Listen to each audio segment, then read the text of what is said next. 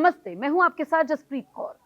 सोने चांदी की कीमतों में आज 13 अगस्त को भारी गिरावट देखी जा रही है। सोने का भाव 521 रुपए प्रति 10 ग्राम फिसलकर 1,54,361 रुपए पर कारोबार कर रहा है। चांदी की कीमत 1,480 रुपए गिरकर 2,36,355 रुपए पर कारोबार कर रही है। ये दाम प्रति किलो के हैं। इंटरनेशनल मार्केट में भी सोने चांदी का भाव फिसल गया है। सोने की कीमत 0.24% गिरकर $4,456 प्रति औंस पर ट्रेड कर रही है। चांदी का रेट 0.14% गिरकर $65.61 प्रति औंस पर कारोबार कर रहा है।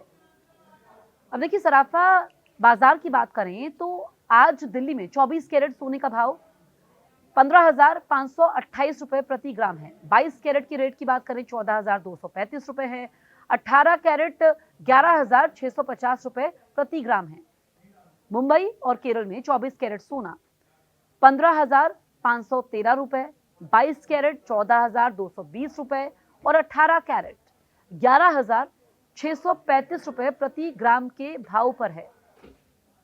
लखनऊ की अगर हम बात करते हैं तो 24 कैरेट सोने का भाव 15,528 रुपए, 22 कैरेट का भाव 14,235 रुपए और 18 कैरेट के रेट 11,650 रुपए प्रति ग्राम है।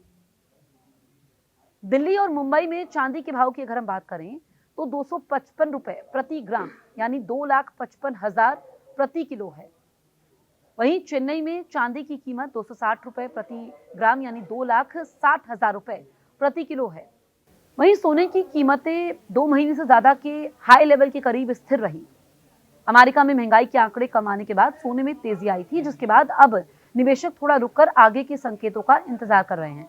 हमने देखा था कि सोना ऑल टाइम हाई पर गया था, फिर उसके बाद सोने के दाम में गिरावट देखी गई, फिर पिछले कुछ दिनों में सोना हाई पर गया यानी कि दाम बढ़ते गए, लेकिन अब स्थिर है कीमतें और आज गिरावट देखी गई है।